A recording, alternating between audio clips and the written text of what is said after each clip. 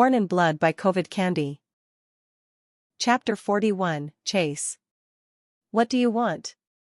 I thought I told you not to contact me unless you awaken. Revel's annoyed and angry voice came through the glowing jade. Liam only had to imbue the item with some of his aura to activate it. I have. A short silence ensued, bringing attention to the howling wind. Meet me in the same place. Careful not to get caught in the traps. Look for the top right hole and enter through the mountain slope. Before Liam could respond, the connection had been cut. Liam clicked his tongue in annoyance, before making his way towards the same place he freed the slaves. Gray clouds rumbled above, while rain poured heavily below. A storm was rapidly approaching as the sun set, and flashes of lightning lit up the lush environment. Liam jumped from tree to tree as he made his way towards the spot where he fought the slavers. From what I've seen, that man is an inscription master of sorts, though I haven't seen anything inscribed with pure blood. Liam was drenched as he made his way through the forest, heading straight for the mountain slope. In truth, Liam was still on edge about meeting that pale-faced maniac, but he had to confirm his suspicions. He had already begun to learn about forge mastery.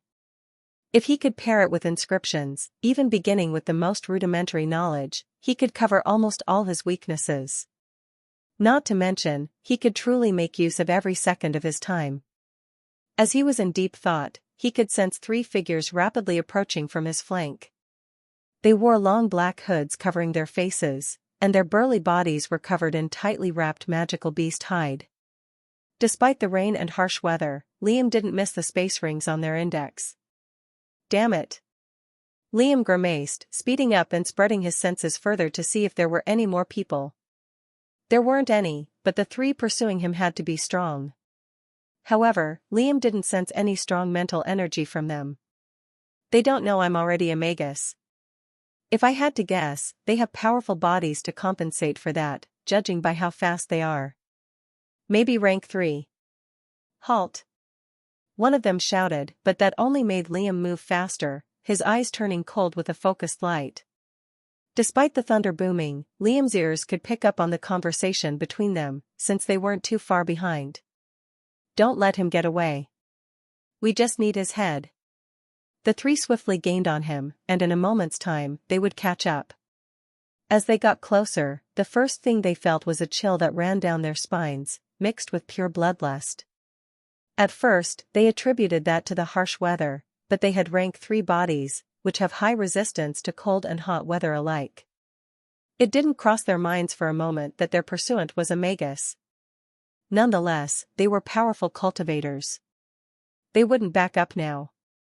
A whip, a broadsword, and a large hammer appeared in each of the figures' hands. The fastest among the three, Broadsword, got close enough for an attack, swinging his giant weapon at Liam's back. The swing seemed incredibly slow in Liam's eyes, but would prove fatal if landed. Before it did, a faint glow covered Liam's hands and arms. He unsheathed his katana and wakizashi, green blades that glimmered with flashes of lightning, made from a rank 2 horned snake with acidic properties. Watch out! The eyes of the two figures behind widened in shock as they warned, yet they weren't fast enough to help him. With a slight sidestep, Liam dodged the broadsword and weaved in, performing a series of wide slashes that cut deep into the muscles. Liam had actually intended to cut bone deep but found that the man's body was too strong for that. Streaks of blood flew in the air, which the rain quickly pulled to the ground.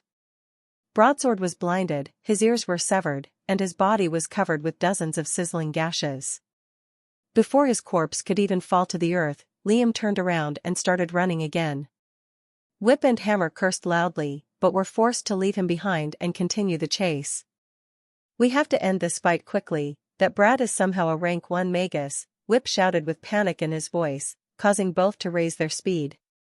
I'll hold him tight, you charge your strongest martial art form.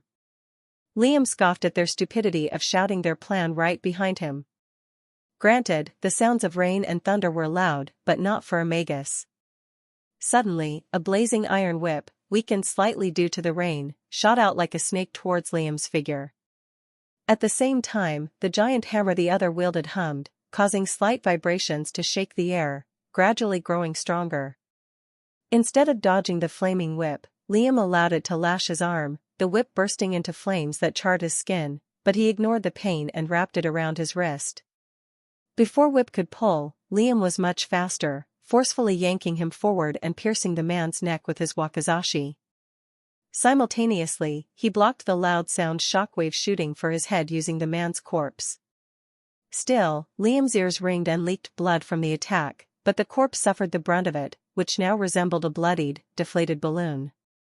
The remaining pursuer cursed loudly, panickingly charging his martial art form again, but two sharp arcs of light shot at his hands and body, severing his fingers and causing him to drop the hammer.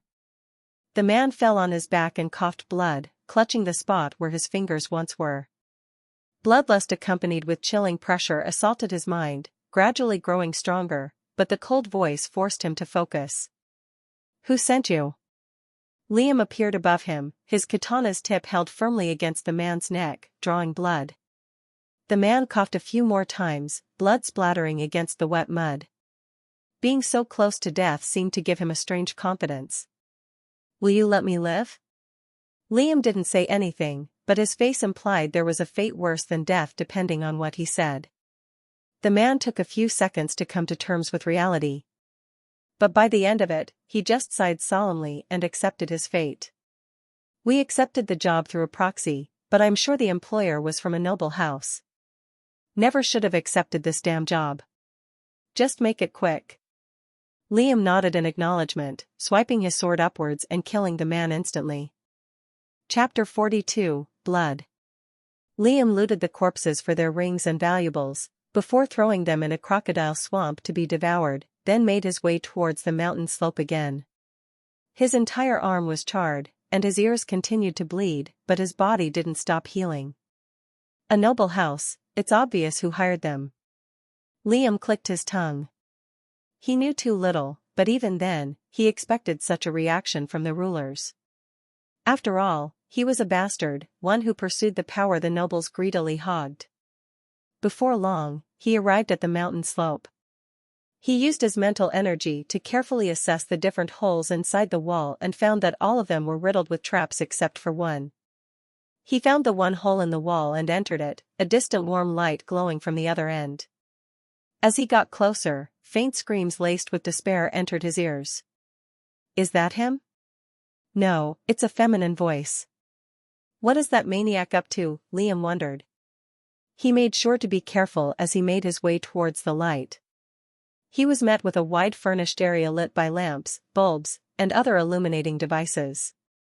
Different kinds of tools, books, and parchment papers rested on wooden tables, but the most eye-catching feature was the stains of blood riddled across the ground.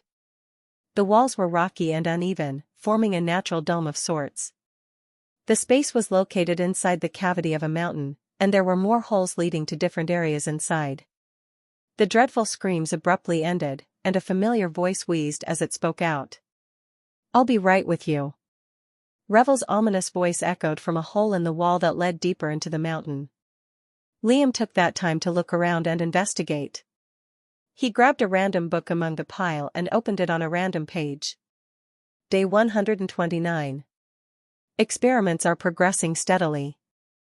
I can only focus on slaves for now, since magical beast blood is less pure.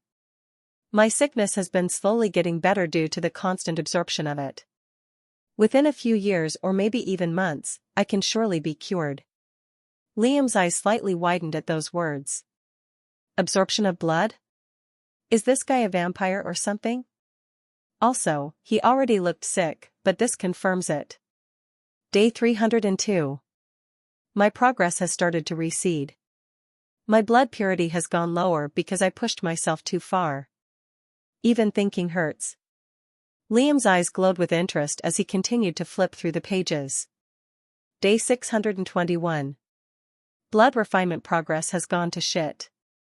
My blood is plagued with growing impurities, and my mental sphere and body are too weakened to continue the experiments. All I can do now is delay the inevitable. That kid holds some potential, perhaps he can dash. Prying through my things, are you? Revel interrupted Liam's reading as he exited from the hole in the wall, wiping his blood-covered hands with a white cloth. His complexion was somehow paler than last time, giving his skin a snow-like glow, while he wore layers of thick clothing covered with blood stains. "Can't blame me, can you? You left it in the open," Liam retorted, making sure to keep some distance from the man. Revel scoffed coldly while coughing. "You look horrible, by the way. What's wrong with your arm? I fought with a few before coming here." "Could say the same to you, though." Revel scoffed again. He gestured for Liam to sit on a nearby couch, then took a seat himself. Beginning with a sigh, he started to speak. "You are aware vampires exist in this world, yes?" Liam nodded once. "Their method of growing stronger and advancing in ranks is much, much easier than humans. Unlike us, who have the sea of consciousness, body, and core, they only have two centers of power." Revel explained, taking breaks to breathe in between paragraphs. "The nexus, also known as the heart, and the blood, which is their life force. By consuming the blood of others, vampires can increase their strength and abilities, allowing them to advance in rank and power much more quickly than humans ever could." Liam's face turned pensive, but nonetheless interested. "But with 3 centers of power against 2, surely humans are stronger than them. Simply put, they must refine their blood constantly in order to purify and strengthen it, while the second center of power, the nexus, will nourish their bodies constantly. That's the gist of the knowledge I have on them. My passion lies there. I dedicated my life to research and gain more knowledge about the topic, since I was diagnosed with a rare blood disease that was known to be incurable. Using my contacts, I secretly exported a simple blood refinement method from their continent and began to imitate it.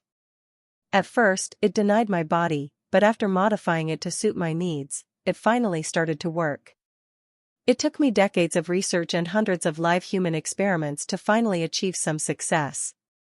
Even my health was getting better and I finally looked alive." Revel's eyes grew dark, especially on that last word. "Everything changed when I started to use refined blood to inscribe spells and techniques." Chapter 43, Hatred. To inscribe anything requires you to be knowledgeable about magical diagrams and how they work, which I was, even above average. Originally, I was from a large-sized noble family in another monarchical city near Ucladd, called Arival, where I studied inscriptions until my diagnosis, Revel said, his expression gradually turning dark. Liam recalled the layout of his region which he memorized from the map. Multiple cities similar to Ucladd lived in relatively close proximity to one another, forming a ring. Each city would have a similar ruling system, with each lesser-sized family living under one large-sized family. Arival was one of those cities. Revel continued, the vindication in his tone hardly hidden. "Once my family learned of my sickness, they simply threw me away despite my talent on the subject. From that day on, I realized something." Revel's face turned distant. "Human lives have no intrinsic value by themselves." From how those words were said, Liam couldn't imagine just how many lives Revel had taken. "I digress." Revel let out a soft sigh. "I still don't know how impurities formed in my blood, but it happened sometime after I started to refine it. I assume it was a side effect to a vampiric technique used on a human, but I'm not sure." He shook his head. "I've already made 2 spells from this technique, but that's why I'm in this state." "But that's enough about me, you want to learn this technique, yes?" Liam remained silent for a moment. Eventually, he nodded. "Not before you tell me everything about your blood refining method." Liam was reluctant for a few reasons.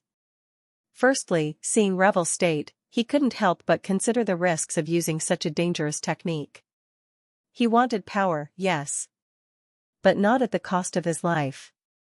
Secondly, if the method of inscription was riddled with so many holes this early, it would be extremely difficult for it to prove useful later on. Rogan's primordial forging was the perfect example of this. The blacksmith and his forge masters before him spent their lives trying to perfect it, but still fell short. On the other hand, Revel's technique was fairly new. No matter how talented the man was, he couldn't invent a completely new branch of inscriptions in such little time, a little under 2 years, to be precise. Revel sighed. "I guess that's fair." Let me show you how it's refined first, then I'll tell you about the rest. Revel entered through a tunnel leading deeper into the mountain cavity, Liam following. As they walked through the tunnel, they passed a rectangular basement. Liam saw dead bodies chained to the left and right side of the walls, their figures completely dry, as though all their blood had been forcefully drained. The smell was rancid. Any normal person would hurl and vomit on the spot, but Liam and Revel passed by without batting an eyelid. They resemble nobles, well, resembled. He still has a hatred for them, Liam thought.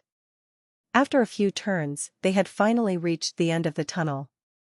It was a small and simple cave, yet the density of aura was quite high, even higher than Liam's cave underground. Revel took out his inscribed odachi, blood-red colored with a curved blade like Liam remembered, the surface of which was covered with crimson writings. Revel stripped his forearm, which was covered with scars and large cuts that healed, and slashed it open. Scarlet blood soiled with lumps of dark green and black flowed from the wound, yet instead of splashing on the ground, circulated in the air, by Revel's command, of course. It was just nail-sized in volume, yet Revel's skin was drenched throughout the process. Liam didn't blink as he watched. He felt Revel's mental waves envelop the blood, and a moment later, warm strands of aura poured from his abdomen and conjoined with it. The blood glowed bright scarlet, and whenever the world essence touched the impurities, it receded and slowly sizzled away. Revel continued to refine the blood. Abruptly, he manipulated the nail-sized liquid to enter through his mental sphere. A small red stain appeared on Revel's forehead, and he growled in pain, lowering his head as he clutched his temples. He continued to grunt loudly, suppressing his urges to shout, panting heavily and coughing black blood. Eventually, his paleness receded before he laid his back on the cave wall. Revel raised his head, his eyes bloodshot. He slowly gained enough strength for an explanation. This is in essence how refining blood works. I could have simply absorbed the blood back into my veins after purifying it with aura, but I chose to show you the first step to inscribing with it. Liam blinked. Though he had little knowledge of how inscriptions worked, he just knew it was naturally wrong. You store that into your mental sphere? How is that possible? The sea of consciousness was both ethereal and physical. It wasn't inside the human body, but was still connected to them through their minds. Revel coughed, wiping his mouth with his sleeve. He spoke with an impatient tone. There's much you don't know. Just tell me, do you want to learn it or not? Liam was still slightly on edge. He couldn't help but ask more questions. What spells have you made with it? The pale-faced maniac couldn't help but sigh, but he smirked a moment later. Revel tensed his right hand. His nails grew black and lengthened in an instant, turning razor-sharp. His fingers bulged with unnatural veins. Liam's eyes widened. Revel's nails were similar to the vampire's illustration of it. I'm guessing that's what you used to suck the noble's blood? Revel nodded, his gaze stuck to his hand. It's my masterpiece, and perhaps the reason why I'm dying. I pushed myself too far to make this spell, but, well, no reason to lament. I've come to terms with this curse. Liam turned pensive, before nodding to himself. If inscribed items are so expensive, there's probably no chance for me to learn how to do them the normal way. I can't be picky about what to choose. Give me all the books and trial and error catalogs you have of your technique, and a proper schedule for you to teach me, I'll learn it. Revel grinned wickedly, approval in his steely eyes. Begin with learning the vampiric language. Chapter 44, Blood Weaving. Revel gathered his books to give Liam as homework. It totaled to 23, and each book was about 4 inches thick.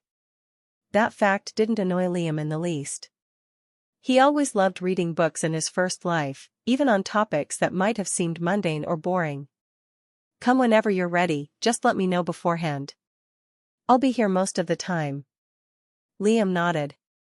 Oh, and what's the name of the inscription method? Liam asked.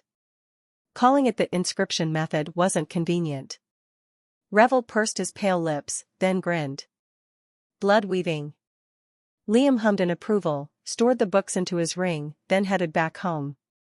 Of course, he attempted to ask for the spells Revel had made, but the man chuckled and didn't say anything. Being shameless doesn't work on this maniac, I guess, Liam realized. The next 2 weeks passed quickly. Liam's lessons with Rogan had been going well, and the former had gotten past the first few stages of forging, thanks to his new mental prowess. It wouldn't be long until he started using the forging technique.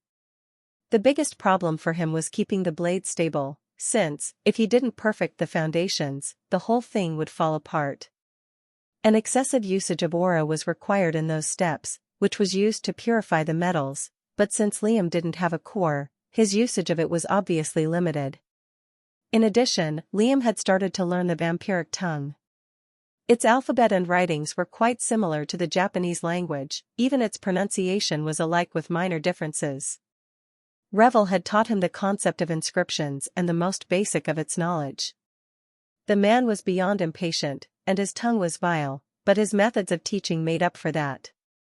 In essence, inscriptions consisted of 3 crucial parts: the meaning, link, and ink.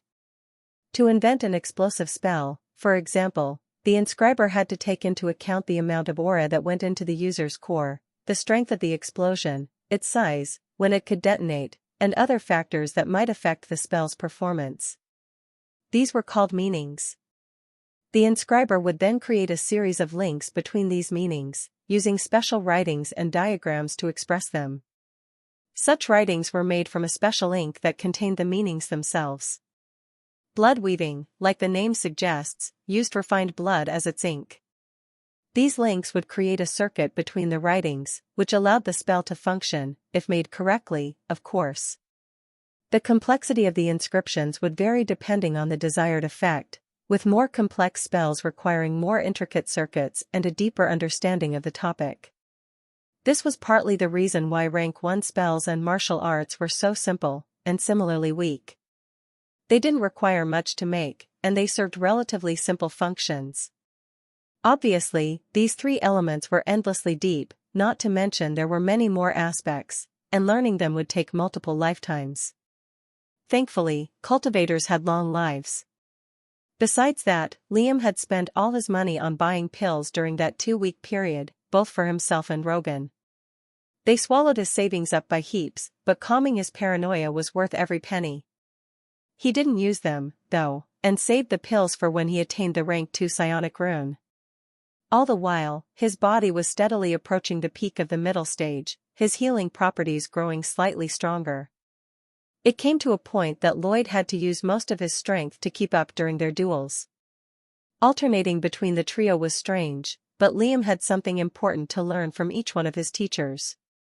Besides that, there was the addition of the 3 space rings Liam stole from his pursuers, containing a total of 300 aura stones. Each one contained a rank 2 martial art attuned with their specific elements. Whip was a fire elemental, hammer used wind, and broadsword used earth. Unfortunately, the martial arts were useless to him. He didn't have his element yet, and didn't use any of their specific weapons. The space itself was much more useful, since he got a total of 15 square meters to store more items. I'll save the martial arts for now. Maybe I'll be able to sell it somewhere else. Eventually, the time came for Liam to reveal his awakening. He entered the underground guild and entered the armory. Ava gave him a warm nod as usual. Liam spared the pleasantries and cut to the point. "I'd like the 2nd psionic rune, please.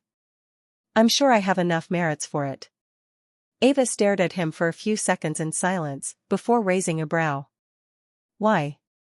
You won't need it for another 2 years at least." Liam nearly clicked his tongue in annoyance. "I've already completed the 1st rune." Ava's eyes widened in disbelief.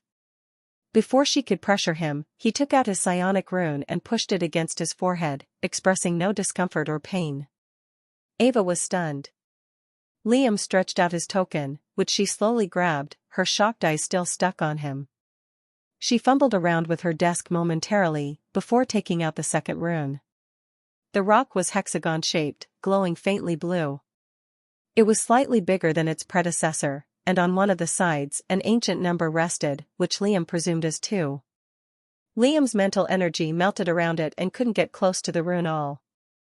I wonder how long it'll take me to reach rank 2. Liam suppressed a smile. He hastily grabbed the rock and token, then stored them.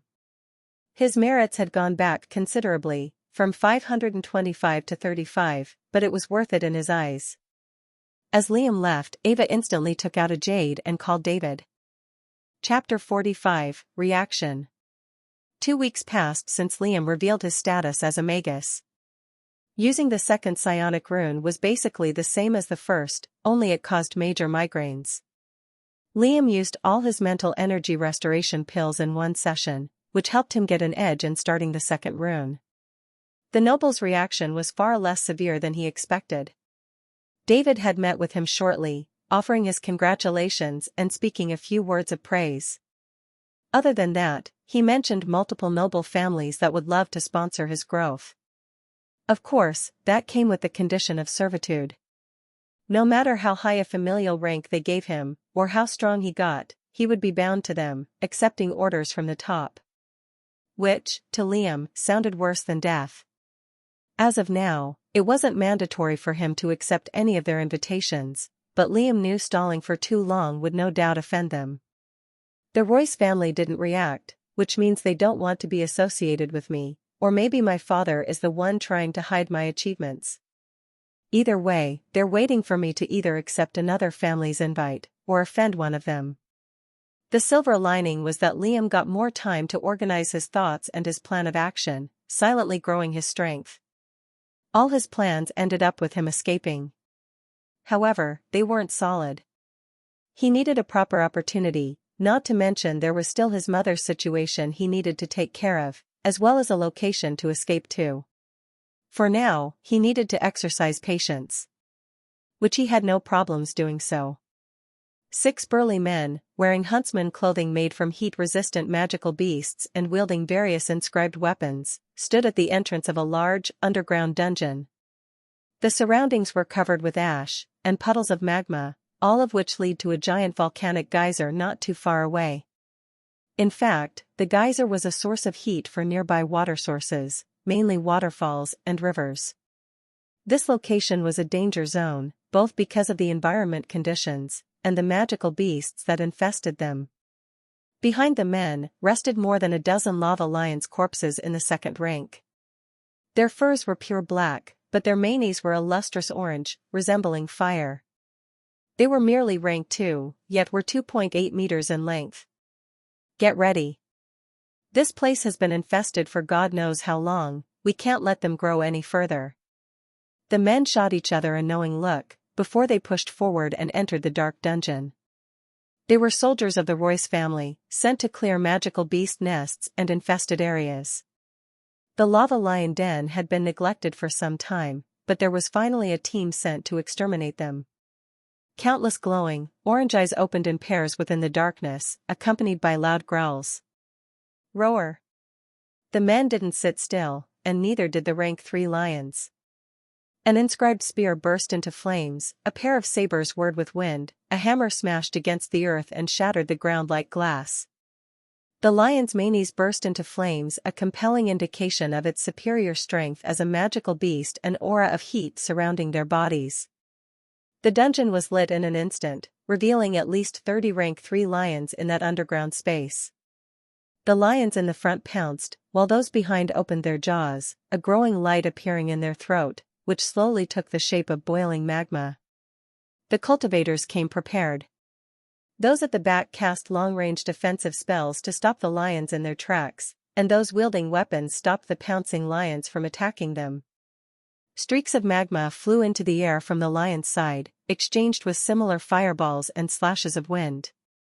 Booms, bangs, and roars caused the underground to tremble, pieces of rubble falling from the dungeon roof. The clash continued for multiple minutes, with the human side visibly triumphing, pushing forward towards the visible geyser not too far away. The very last lion prepared to gurgle and spew out magma, but a giant inscribed hammer smashed against its skull, killing it instantly. The tired and sweaty hunters were about to sigh in relief, but the hair on their skins arose all at the same time. Their eyes widened as they saw a chunk of the ground break apart, a giant figure with burning tufts of orange fur emerging from beneath it. Some cursed and instantly shot for the exit, but a claw swiped against their bodies, severing them into 3 bloody sections. The others stood still in fear as the giant figure towered over them, the heat radiating from it charring their flesh. What emerged from the ground was a giant lava lion, 7 meters in height and 10 meters in length. Its giant mane burst with violent flames, dripping with magma, and its low growl sounded like a thundering chainsaw. Its body was a mix of orange and black fur, which made the beast look like it was made from molten gold. Its presence alone made the remaining men unable to move, their mouths agape and eyes filled with dread. Our rank 4. One brave fellow attempted to swing his hammer at the beast, but couldn't get close enough to land a strike. All it took was one roar, and the men fell limp on the ground, their mental spheres shattered and their internal organs destroyed. The rank 4 lava lion growled again, and behind it, hundreds of its pack exited the darkness, awaking from their slumber. They swarmed the corpses and devoured them in an instant. The giant lion left its den, followed by its underlings, and made its way towards the sunlight, reaching atop a hill. In the distance, a city caught its eye. Ucladd, to be precise. Chapter 46, Invasion.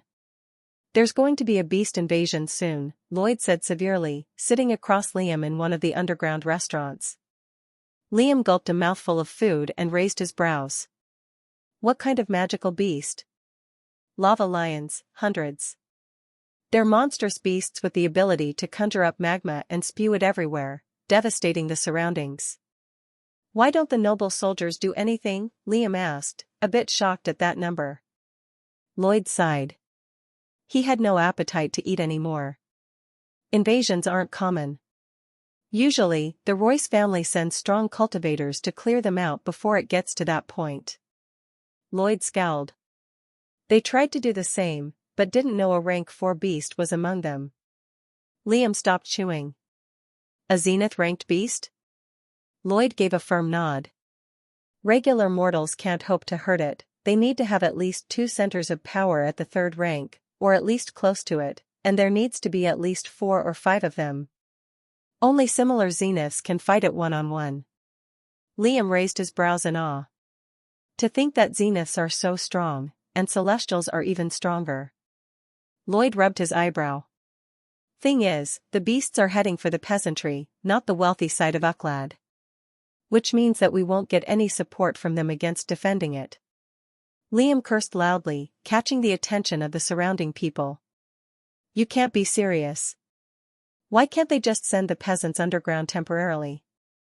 Lloyd shook his head with a frown. These nobles are a lot more shallow than that.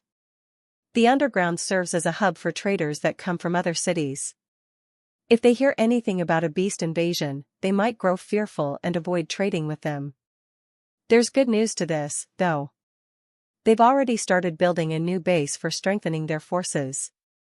They'll provide nourishing pills and potions for free, too. Besides, the rank 4 beast will be taken care of by a zenith, but we'll have to deal with its underlings until he arrives. There's a good 2 weeks until the invasion, so prepare well. Liam pursed his lips and nodded. Over the next 2 weeks, the new guild base was erected, a large rectangular building. It contained various facilities that helped the weaker-ranked cultivators of the guild, including areas with higher concentration of aura, and areas that helped speed up the expansion of the mental sphere. That method of training was quite ingenious. The small inscribed area consisted of nothing except for a drugged rank 3 oppressive toad in the middle, a frog-type magical beast that was mental attack-based. The toad was roughly the size of a large beanbag, having blue skin with white protruding bumps on its slimy body.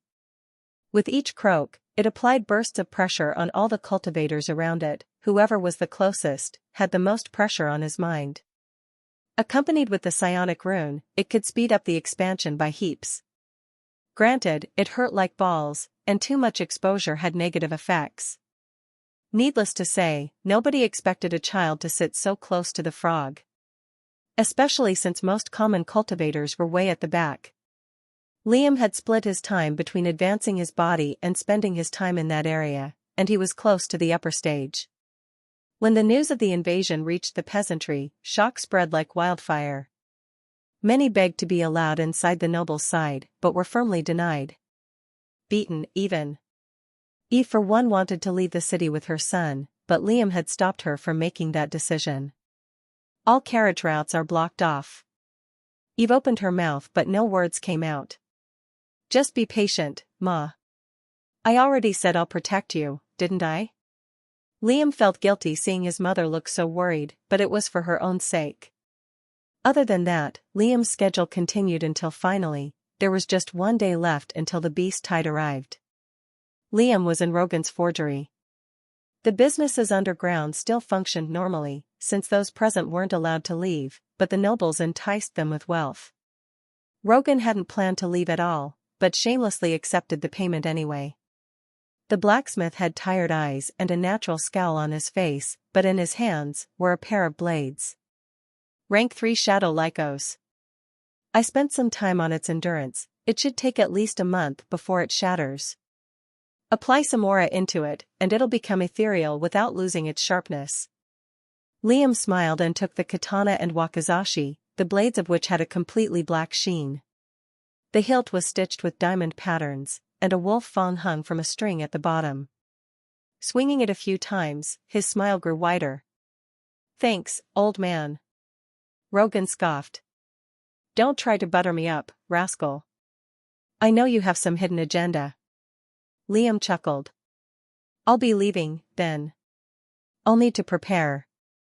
The blacksmith nodded in response.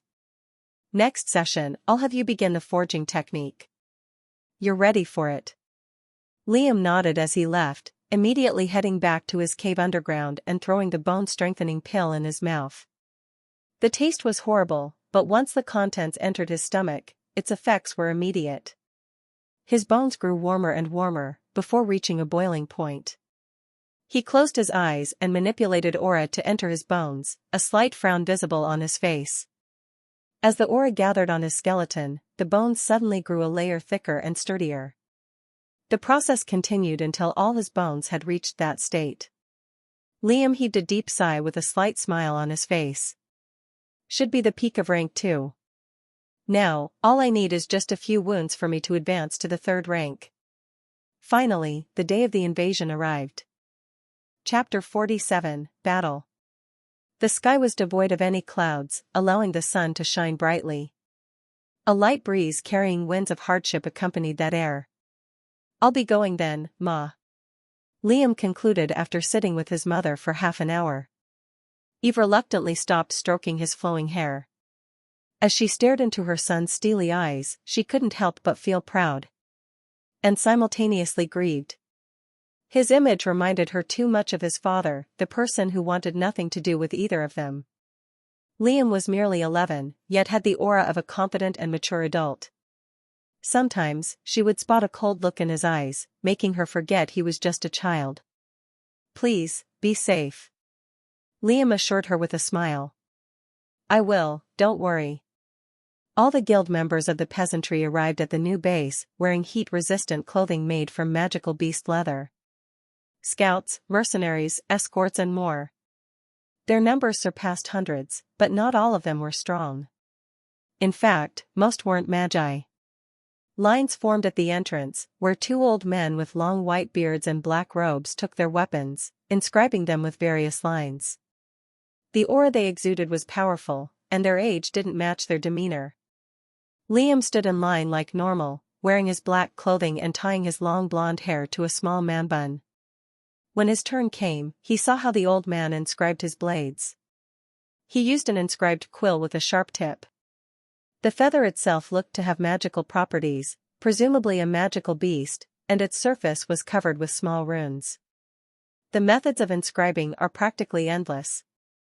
I'm sure there are others that use external tools to inscribe. Thinking of inscriptions, Liam was reminded of Revel. The pale-faced maniac resided within the cavity of a mountain, thus had nothing to fear from the beast tide. I'm guessing the inscriptions make the blade more heat-resistant? Liam asked, and the old man shot him a smiling nod. He didn't bother to add anything else, though. Thanking him, Liam made his way inside the new guild headquarters. Servants at the entrance handed out revitalizing pills, although they weren't as potent as Liam's own. A tense but rowdy air met him. Although not everyone was too strong, they were veterans who had more than a few brushes with death. The beast tide made them right their wills, though. Undoubtedly, all of them expected to die with the exception of some. Before long, David along with a few other white-robed men appeared on a small stage, an informative map behind them. They gestured for silence, and David took a step forward. As you all know, a large group of lava lions are approaching quickly from the east, which will arrive in just a few hours. There are an estimated 46 rank 3 beasts in various stages, and at least 100 rank 2s. And 1 rank 4.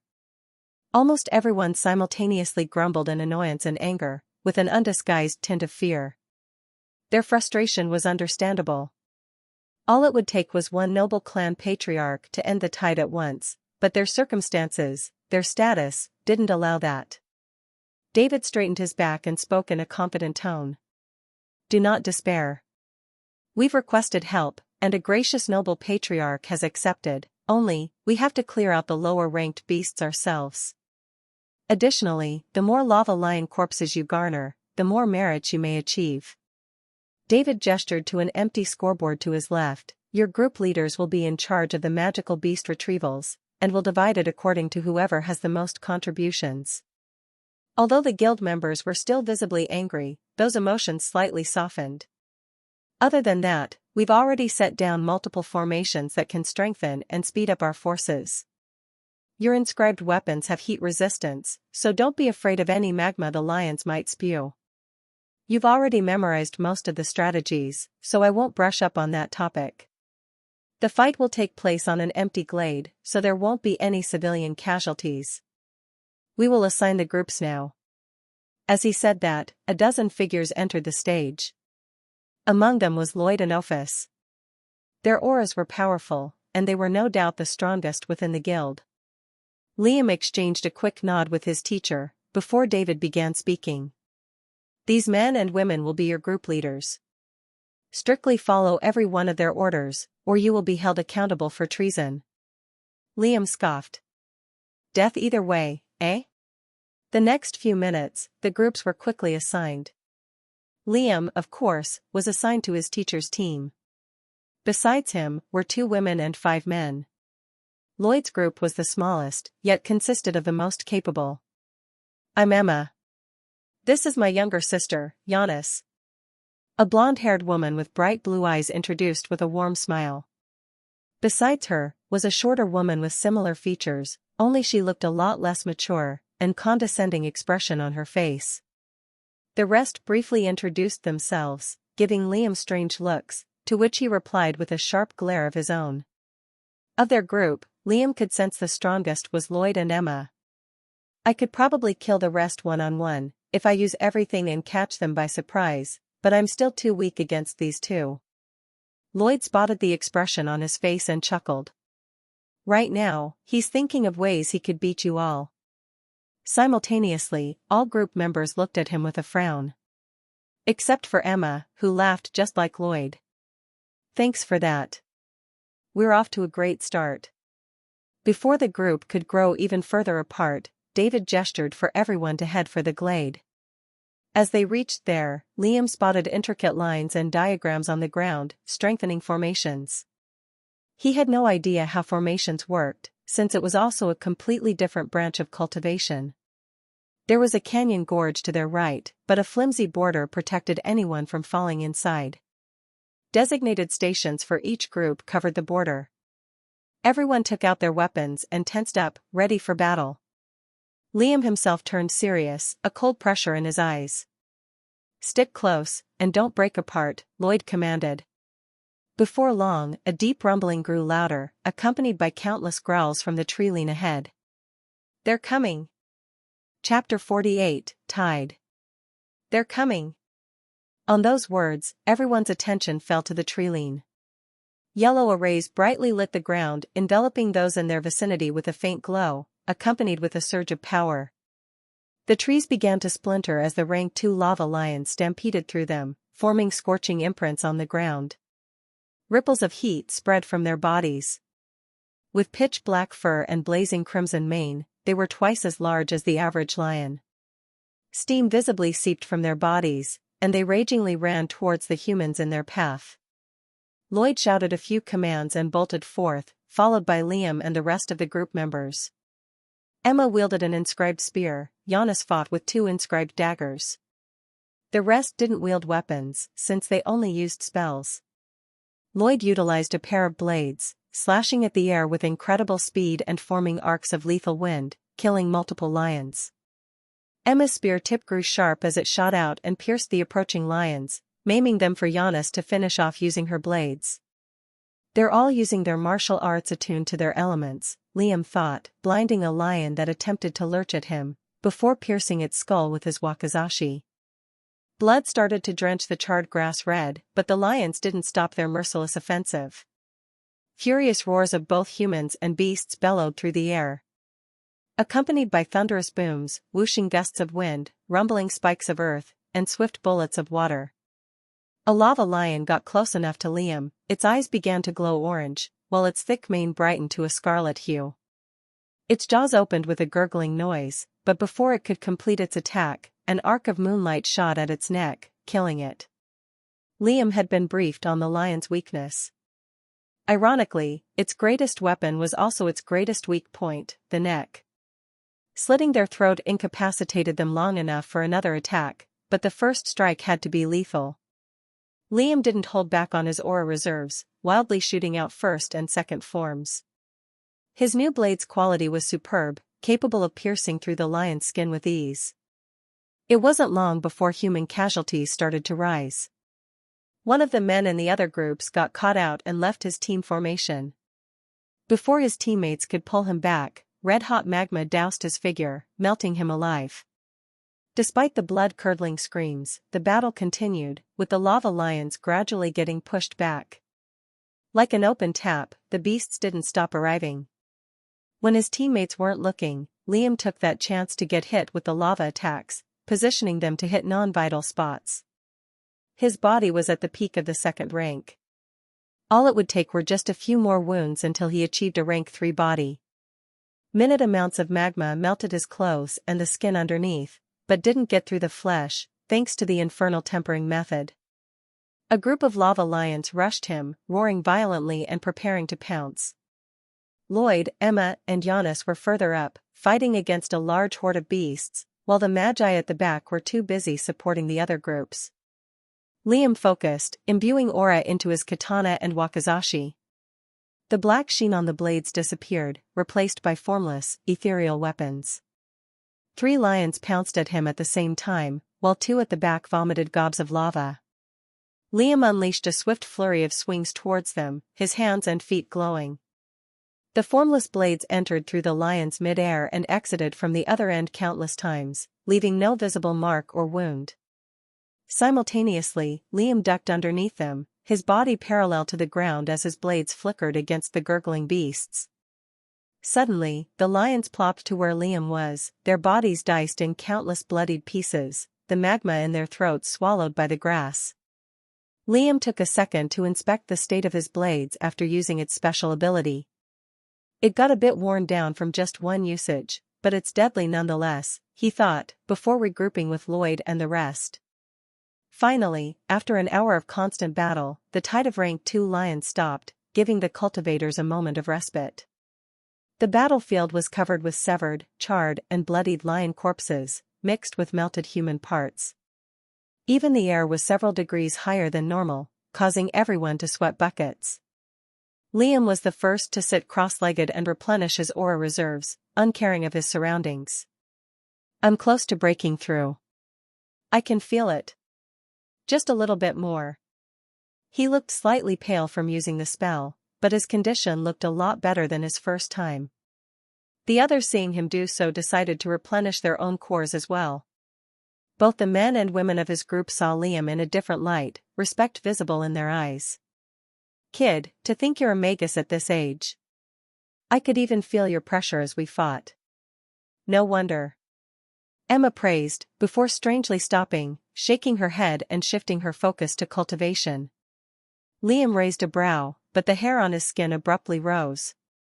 A deep rumbling grew louder, violent tremors shaking the ground. "Get ready for the next tide. Don't get caught out and stick together," Lloyd commanded, readying his swords. Liam forced out a long breath, tightening the grip on his blades while the pressure on his surroundings increased. Roar. Thunderous roars bellowed within the glades, and the rank 3 lava lions emerged. Roughly 3.5 meters in length and 2 meters wide, the lions burst from the tree-line, donning various hues of orange and black fur that extended past their blazing manes. Most paled at their sheer numbers, but their expressions turned serious as they readied their weapons, their hands slightly trembling. Chapter 49, Regret. The sun was at its zenith, casting shadows that danced across the glades, displaying a vicious battle between man and beast. Rank 3 lions were disturbingly more ferocious than its predecessor. Its innate abilities grew substantially, able to manipulate its magma to shoot in short or large quantities, and even coat their bodies with it. They charged. Lloyd stood his ground, his group closely behind him, awaiting orders. He instantly sheathed his blades and tensed his hands. Wind gathered on his palms, whirring violently before taking the form of a wind-made spear. He exchanged a nod with one of the fire elementals in his group, before shifting his focus back to the rushing lions, roaring violently and swarming all around them. Assuming a throwing form, he hurled the spears, just as his subordinate launched a burst of fire to coat those attacks. The spears burst with flames, gaining a boost of speed. It continued until piercing 1, 2, 3 lions and eventually exploding.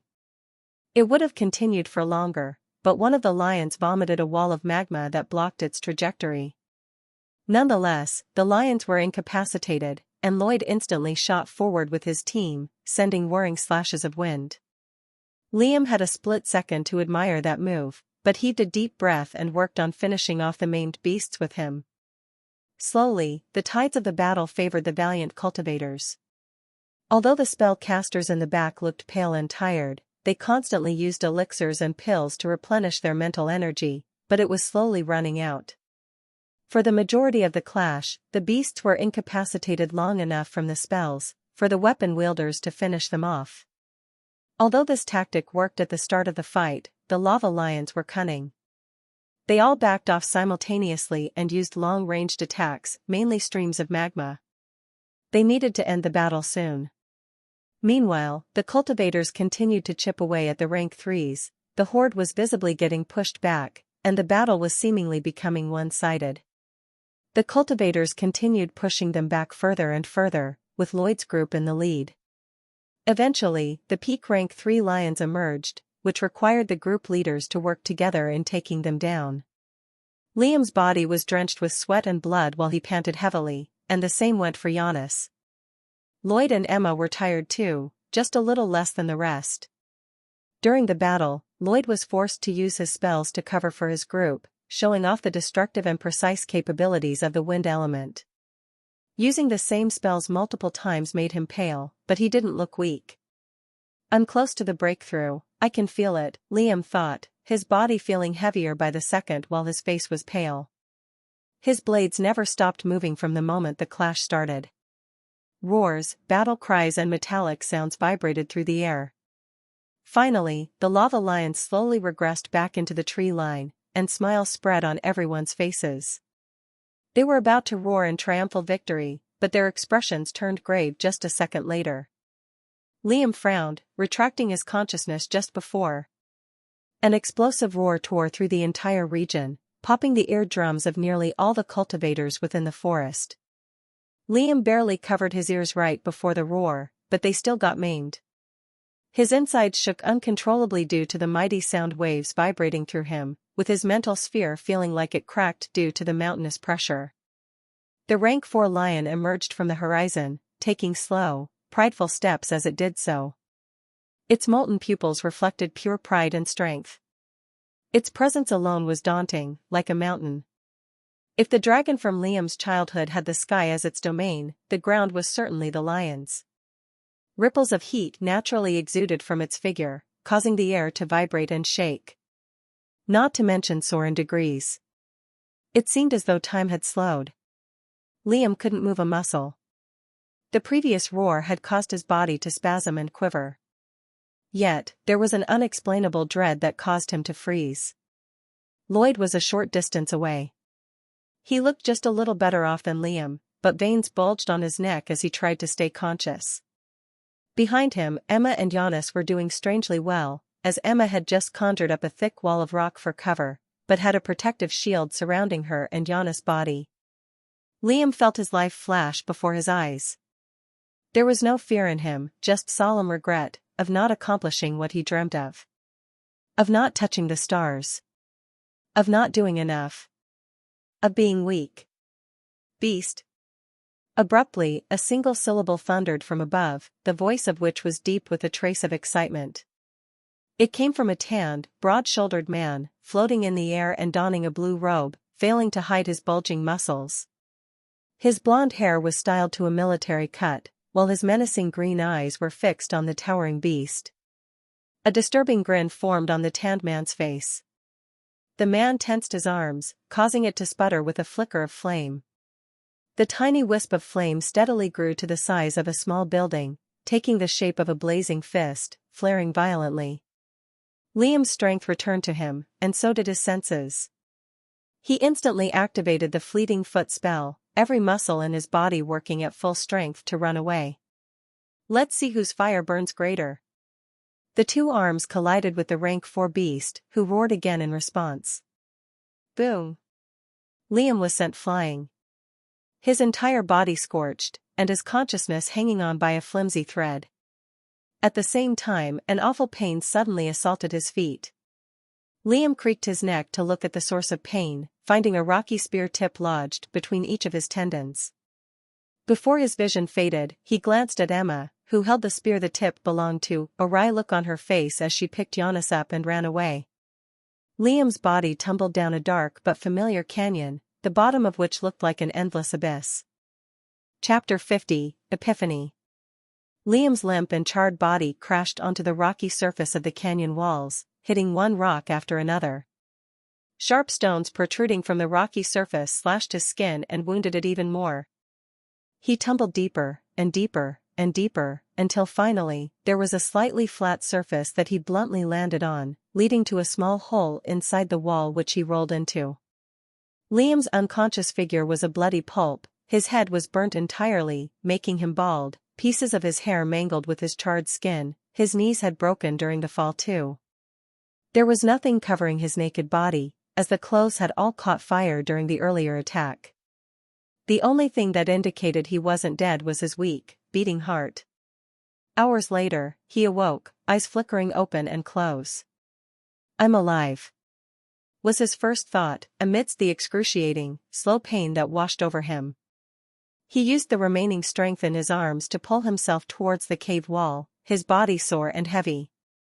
He painfully looked towards his hand, and his rings were fortunately still intact, though his fingers were bent in unnatural angles. I can make it out alive, was his second thought, but even thinking was painful. There were plenty of provisions stored in his ring, and he had multiple jades he could use to contact Lloyd or Revel, though he doubted his luck was that great. He then inspected the state of his body, and found it to be slowly healing. He instantly took out the 2 revitalization pills from his ring and swallowed them. Strength grew in his body, and a few of his most serious wounds healed, including his ears, but not nearly enough for him to make a full recovery. His knees were still broken, rendering him unable to venture out, thus, he simply sat inside the small but empty cave, absorbing minute amounts of aura to speed up his regeneration. The density of world essence was a bit higher than the surface, but he wasn't in a state to find out more. He took a look into his mental sphere, and the translucent barrier state was poor to say the least, multiple small cracks on its surface. Over time, his hearing returned completely, howls, chittering, and every other kind of noise entered his ears. If I fell anywhere else, I would have been dead by now, he thought as he continued to absorb aura, and his mind drifted back to the fight he witnessed with the rank 4 beast and the patriarch of a noble clan. The might of it, the scale of it. That, and Emma's betrayal. Liam knew there was something wrong with her, she looked too noble to be a fighter in the peasantry, not to mention he had never seen her, or her sister, violent thoughts bubbled in his mind. They both needed to die. He sat there in dark silence, and an epiphany dawned on him. "I'm nothing," he uttered under his breath, his expression covered by a cloak of darkness. During the clash between the beast and the patriarch, Liam wasn't even glanced at. He was simply an ant, trampled on by beings of a higher power.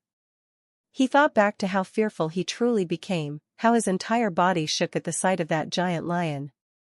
As momentary as it was, he still felt shame remembering it. He realized how weak he truly was, both physically and mentally. "My will, my ambition, my desire, it's not enough. I need more." His resolved green irises grew darker and his expression was strangely one of peace, like a weight had been taken off his shoulders. A new layer of insatiable greed and bloodlust had formed within him. He felt as though there was nothing he wouldn't do for his new goal. "I won't die here, not until I've become the strongest." He hadn't forgotten about the word celestial for a moment. Unbeknownst to him, an entire week had passed as his mind drifted, while he subconsciously absorbed aura into his body and ate small amounts of food. Suddenly, a pleasant change occurred. Liam's pores pushed out gobs of black, pus-like filth, and his broken knees and bones slowly started to reform and straighten. Any scars or wounds on his body had dissipated, turning into a healed scar, while his skin grew a smooth pearly shade. The countless wounds he had accumulated slowly turned into nourishment during his seclusion, which pushed his body to the third rank. Underneath his skin, the membrane seemed to thicken, which was the ability that stored pain and converted it to strength upon command. Liam felt his strength blooming like a rose, but a sudden change to his lower body grabbed his panicked attention.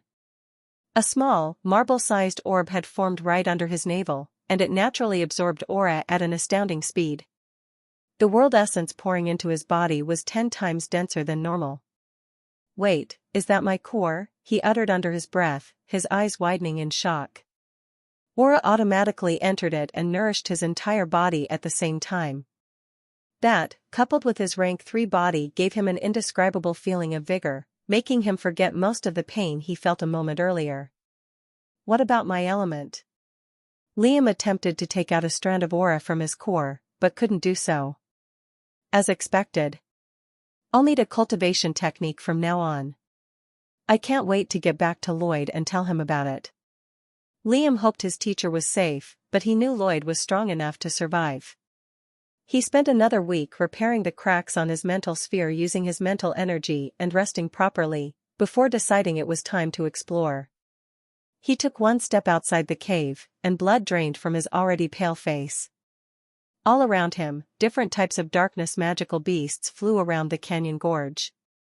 Night bats, death owls, darkness pythons, and even plague rats were some of the few beasts he was able to spot, and name, no less. He looked up, and the crack was nowhere to be seen. The idea of climbing upwards was automatically thrown away, since there were no handholds to climb with, especially since there were hundreds of rank 3 night bats flying above. Trails of corrosive smoke followed their flight, and they had 3 red beady eyes instead of 2.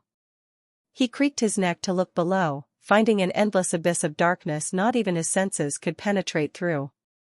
Whelp. Chapter 51, Abyss. Liam muttered every curse word he knew. Under his breath, of course, lest the countless blood-hungry animals find him. The beasts flew in packs and were all nearly in the third rank, with one, the leader, being in the peak. There seemed to be an entire ecosystem living under the canyon gorge, in which different magical beasts had their own territory within the enclosed space, in similar caves like his own. Shrill noises and roars, both distant and near, constantly entered his ears, and it seemed like the magical beasts were in a constant state of battle. He entered back into the cave, plugging the entrance with a thin wall of mud, and took out his blades from his ring. His quick thinking allowed him to store his weapons before the explosion. The katana and wakizashi were still in good shape, which gave Liam a bit of hope of survival. The beasts here are way stronger, and all of them have the darkness element. It wasn't difficult for him to know why. Magical beasts lived and evolved in areas that corresponded to their element. For example, water elementals would live in places near rivers or ocean beds, fire-type beasts near places with a higher heat intensity, etc. A dark environment naturally invited darkness elementals to live in. Liam sat cross-legged and examined his new organ thoroughly. With the dense world essence surrounding him, his core rapidly absorbed gaseous aura. The core was unique in the sense that, in each stage, the state of aura inside changed. The first stage was gaseous, the second, liquid, and the final stage, solid. With the issue of low aura reserves was automatically solved, since he could use his martial art forms excessively without the fear of running out, he smiled. Not to mention, he could naturally strengthen his body, too. There's also my element I need to find out about. I can't afford to die here. Heaving a calm breath, he took out his jade and attempted to call Lloyd. Despite him pouring aura into the device, nothing happened. He attempted the same thing with Revel's jade, but got the same result. It could be since I'm so far and underground. Shrugging, he threw the jades back inside the ring. Peeking outside his small cave, Liam decided to survey his surroundings before trying anything brash. Moreover, the gorge was incredibly deep, and his senses screamed danger from the abyss. Whatever it was, Liam's picture of what could be under that layer of shadows grew more ominous the more he thought about it. That aside, there were caves like his further down, and even horizontally, giving him a method to traverse the canyon. Downward caves were wider, but from what Liam saw, housed even stronger magical beasts. The auric density is definitely thicker further down, he realized, judging by the strength and numbers of the beasts below him. I'll have to be careful if I move between caves, those bats and owls can hurt me mid-air. Liam's only option to traverse between the caves was to jump towards them, since there weren't any footholds. I can't fall behind on my training either. I might as well use the time I have here to grow stronger. He took out the psionic rune and began using it.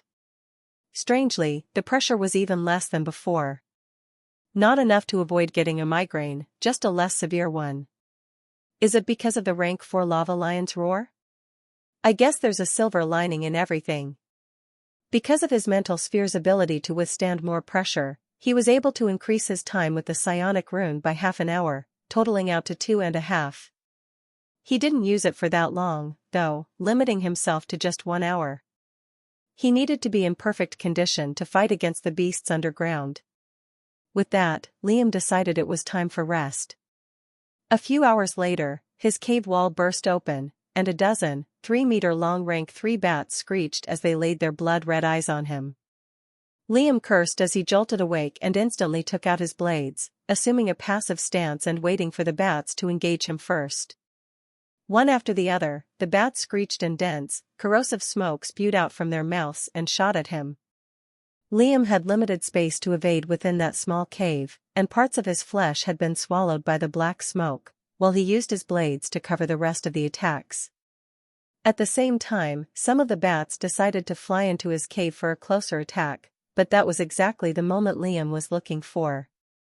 The membrane under his muscles had stored those feelings of pain, glowing fervently the more his body was damaged, and with a thought, Liam activated its special ability. The glowing membrane vibrated for a moment and lost its glow, but an addicting feeling of strength came over Liam. His blade flashed, and streaks of dark blood flew in the air, bat corpses thudded on the ground beneath him. Among those dead bats were even middle and upper tier rank 3s. Liam's arms didn't have much difficulty with running his blade through a rank 3 magical beast anymore. As he fought, his lips curved to form a grin.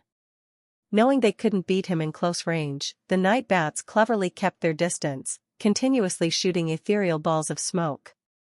Liam frowned, but he still had a way of reaching the bats. Third form. Equinox. His blades glowed with an iridescent light, and 2 bright arcs shot out and cut the bat's wings, briefly illuminating the pitch-black surroundings.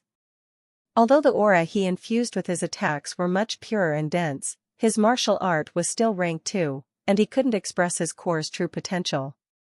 More and more arcs followed, and the bats had no way of keeping themselves afloat, falling into the endless abyss.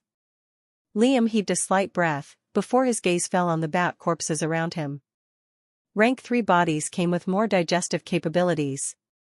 My provisions will end soon. I'll have to get creative. Liam skinned the bats and removed their cores, leaving only the black flesh. Gulping, he chomped down on the raw meat, his stomach hurled at the disgusting taste, but he forced down the nauseous feeling and continued chewing. If it came to survival, there was nothing Liam wouldn't do. Chapter 52, Pack. Using the bats' hairy bodies, Liam weaved together a long black robe, covering him from shoulder to shin. It was roughly made and impractical, but somehow, aesthetically pleasing. It'll do for now, he thought, before assessing his circumstances. Right now, I'm in the night bats' territory. Further along are the death owls and plague rats. I need to explore this place horizontally and find out what to do. Liam's stern gaze fell towards the abyss. Going down is inevitable. I'll need to prepare for it. With a plan in mind, Liam spent the following days jumping from cave to cave. All the while, the threat of magical beasts never relented. He killed beast after beast, and each cave he went into was infested with dozens of them. His battle prowess naturally increased, and he made sure not to fall behind in training his mental sphere. In the span of 2 weeks, he passed by the territories of the plague rats, darkness pythons and death owls, moving forward. Over time, he got used to the taste of raw meat. He didn't even gag or retch anymore when he ate them. His previously scorched hair started to grow as well, eventually growing long enough to reach his eye line, resembling an undercut parted in the middle. However, his green eyes took on a bestial look. Living with magical beasts for so long had its effects. Nonetheless, Liam's appearance was the least of his worries, since despite 2 weeks passing by and hundreds of meters traversed, he was unable to find anything useful to help him escape. Liam shook his head. I've done nothing but kill beasts and jump from one cave to another like a monkey. Repeating the same thing for another week isn't wise. His steeled gaze shifted towards the abyss once more. If I can't go up, I'll need to go down. His intent had been set, and without delay, he slowly but steadily began to descend, choosing the easiest magical beast types for him to deal with on the way. He was forced to use the fleeting foot spell a few times during his journey, since the packs lower down were much more powerful and higher in number. Using the spell didn't give him drawbacks anymore. Repeated usage, however, was bound to cause negative effects. It took another week to get closer and closer to the abyss. Though the process was slow, Liam had to rest after clearing a single beast pack. Once he got close enough, he realized the abyss he saw was actually a screen of thick, dark smoke, blocking his mental energy from piercing through it. Before carelessly jumping through the screen, he threw a night bat corpse at it, paying close attention to any changes. The dead bat plummeted and submerged itself within the darkness. Liam caught a glimpse of its body being visibly corroded, before he lost sight of it completely. There's no other option but to endure the smoke and climb down. Liam frowned, but took out his katana and wakizashi nonetheless. A moment later, he used them as a piton to climb into the corrosive smoke, holding his breath. It felt as though his entire body was being dipped in acid, but he gritted his teeth and forced himself to climb downwards. He obviously closed his eyes to avoid being blinded, and used his mental waves to assess when to open them. An entire minute had passed with him in that state, before he finally felt the smoke dissipate. Before he could catch his breath, loud sounds of wings flapping entered his ears. His eyes widened in shock as they witnessed a giant rank 4 night bat flying towards him, a considerable distance away, but with its maws wide open. Liam didn't let the fear paralyze him, not like last time. His mental energy spread instantly, brushing against the terrain for a foothold. He seemed to be at the top of a dungeon, where the canyon gorge intersected with the rough, jagged ceiling. Wing flapping noises grew louder. Liam's heart pumped like an engine, the noises syncing with each other. His narrowed eyes spotted a small alcove, just big enough for him to fit in. He could feel the night bat, which was 6 meters large and, with its wings unfurled, spanned more than 15 meters, behind him. A trail of smog followed its trajectory, corroding the stone it brushed against. Liam cocked his thighs, every one of his muscles bulging, then propelled himself at the alcove at an incredible speed. The sweat on his face dragged away from just how fast he was. He collided with the cave, cracking his shoulder, but just a second later, the giant bat flew past him, a tiny wisp of its smoke entering the space he occupied. That tiny black wisp fell on his foot and instantly consumed a chunk of his flesh before dissipating. Liam bit on his lip to suppress his shout, grunting in pain. Panting heavily, he took out a bit of rat hide to cover the oozing wound with, before he started to absorb aura from his surroundings. The world essence was much more dense in that space, and aura naturally nourished his body. That chunk of consumed flesh started to heal, pieces of tissue squirming and conjoining to form new muscles. His shoulder was still cracked, but thankfully, they would reform over time. After calming down, he decided to peer down from the cavity and survey his surroundings properly. His eyes widened in complete shock. An incredibly vast, uneven dungeon floor met his incredulous eyes. Dark stone pillars rose from its scarred and battle-worn surface, upon which a few rank 4 night bats and death owls perched upon. On the ground, elephants, lizards, panthers, and even crocodiles lived in their own habitats, but strangely, they coexisted with one another and didn't infringe on each other's territories. That didn't necessarily mean they weren't hostile to different species, judging by their powerful growls and hisses vibrating through the air. All were in the 4th rank, and had the same element of darkness. From what Liam could see, there were more than a dozen rank 4 beasts in each pack. Some looked bigger than others, meaning they were even in different stages.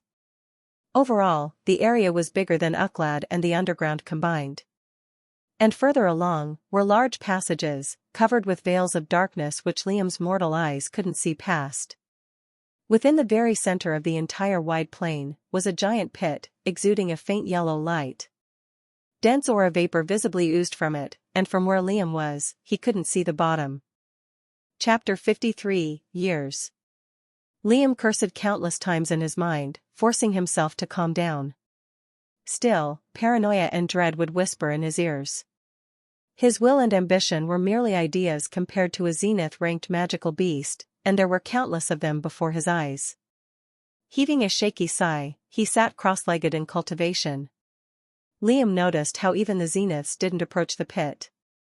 If that was the case, there was bound to be an even stronger being down there.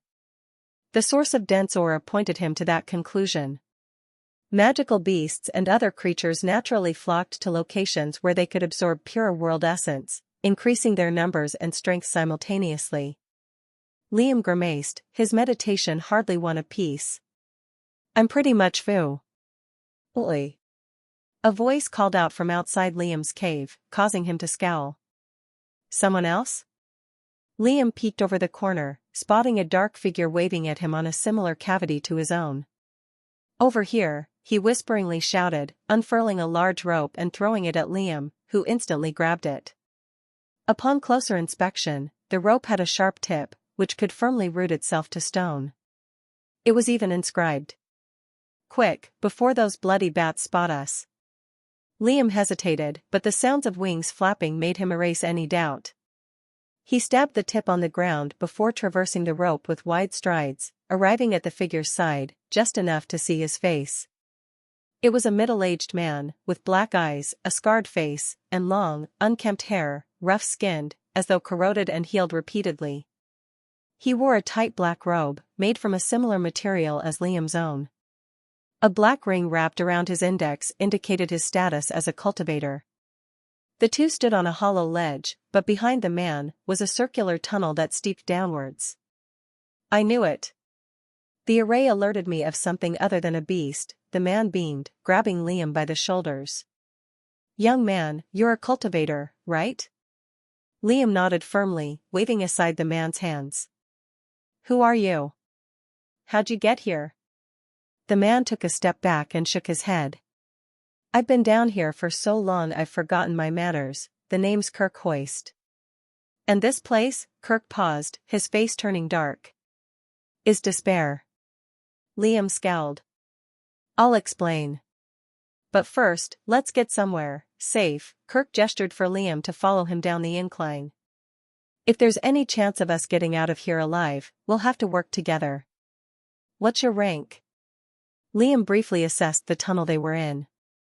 It was raw and uneven, but long, it would take years of work to build a similar tunnel by hand, that is, without the use of spells or magical abilities. As they continued, tremors shook the tunnels, causing rubble and dust to fall over the two. Rank 3 body, Rank 1 core, Rank 1 sea of consciousness, Liam spoke after a short pause. What's with the tremors? Kirk's eyes widened, both in joyous surprise and similar shock. Good, good. That makes you a Rank 1 middle stage cultivator, then. Though, how you're at that stage at such a young age makes me question things. The ranking of a cultivator depended on all three of his centers of power. For example, a Rank 2 magus with a Rank 2 body and a peak Rank 1 core would be a peak Rank 1 cultivator, but the rankings could vary depending on which stage each center of power was. However, the cultivator's capabilities and strength could not be measured by ranks alone. They were more or less accurate estimations, the rest depended on spells, techniques, and third-party abilities. I myself am at the peak of Rank 1. I wish I put a little more effort into cultivation, but my noble status truly spoiled me. Kirk's explanation caused Liam a bit of relief. If he tries to fight me, killing him won't be impossible. I doubt he's as proficient with the blade as I am, too. Liam didn't leave any possibility out. Repeating the cycle of killing, eating, and training undoubtedly had him on edge. Still, how a noble ended up in such a situation didn't really make sense. About the tremors, Rank 4 devourer moles live underneath these grounds. Cursed things have collapsed my tunnels more than I can count, making me relocate each time. They can sense the slightest vibrations, so I need to go slow each time I form a tunnel. I'm of the earth element, by the way. You? Liam shrugged. Don't know. Haven't found out yet. Kirk looked a bit disappointed, letting out a soft sigh. At the tunnel's end, a small circular entrance grew visible. The pair entered with Kirk in the lead, and Liam had the chance to assess his surroundings. Similar to a noble's manor, the space, which was roughly the size of a large living room, was furnished with tables and chairs made of rock. It smelled absolutely rancid, but then again, there was no water to wash themselves with. Liam himself smelled like a dead dog carcass. It's safe. This is one of the corners of the underground, Kirk reassured. Liam nodded and slightly untensed. How long have you been here? Kirk smiled wryly with a sigh, dragging a chair and sitting on it. 2 years. Chapter 54, Spells. Liam tried to suppress a look of shock from appearing on his face, yet he failed to do so. Kirk lowered his tone as he explained. This abyss is a home for hundreds of Rank 4 darkness magical beasts. I don't know how or why they all gather here, or why they don't fight against one another, it's way too strange. They even breed abnormally in order to increase their numbers, then viciously eat each other to grow stronger. Whatever it is, my theory is that it has something to do with that aura mine in the center. Liam raised a brow. What's an aura mine? It's where aura stones start to form, the purest and most basic form of it. There are multiple ways for aura to form, starting with the gaseous form, then liquid, then solid, the best state it could come in. Aura mines are invaluable locations, and owning a mine half the size of that pit, you would automatically be able to fund a large-sized family. Even an aura well could have the same results, the liquid version of an aura mine. They have incredibly pure and dense world essence in them, and can produce up to 500,000 or up to 1 million aura stones if mined, Kirk clarified. For all I know, it might rival the aura mines the royals of Ikoria might have. Liam was a bit taken aback, his face growing pensive. There was no way a noble family, even large-sized, would be allowed to seize that big a mine for themselves. Not just because of the zeniths surrounding it, but the politics and rules that it came with. Either way, he wasn't interested in those things. What worried him was how the beasts didn't get close to the pit. Liam shook his head. What else can you tell me? Kirk's face grew stern. I've been spending my time here building a network of tunnels and passageways towards that aura mine, at least, those that haven't collapsed. Whatever it is, it could lead us to a way out of this place, or lead to our deaths. Either way, it's the only option we currently have. Liam frowned, How close are you to the ore mine? Kirk sighed. Not close at all. Tunneling takes too much time, and I have to be extremely careful as I do it, too. Liam inwardly clicked his tongue. Is there any way to continue the rest of the journey on foot after the nearest tunnel? Kirk was a bit taken aback, as though not expecting that answer. Well, yes, but that would take more than a few months to pull off. There are a few routes I've marked that have the lowest number of threats, both physical and environmental, but we'll need to time and execute it perfectly. Liam paused for a moment, then nodded. That's what we'll do then. Tunneling would take too long, and it's riskier than going on land because of the moles. What spells or techniques do you have? There's no point in keeping them for yourself at this point. You'll have a much better chance of survival if you share them with me. Kirk chuckled, perhaps the first time in years. Cheeky, aren't you? He teased, before taking out a few scrolls from his ring. I have 4 spells with me at the moment, and one of them is an earth-specific spell. You can use this chance to see if you have the same element as me. Liam instantly grabbed the scrolls and began to memorize their diagrams eagerly, hiding a smile from appearing on his face. At the same time, he brought out his fleeting foot spell and handed it to Kirk. He wanted to maximize the chances of survival, and he had to fight back his greedy instincts to keep the spell for himself. Nonetheless, Kirk had given him 3, while he only gave 1 in return. It was a fair thing to do. Kirk nodded in return, grabbing the scroll. You can use that free room if you'd like. Kirk pointed at a makeshift door made of solid stone. I'll be on my own. Let me know if you need anything.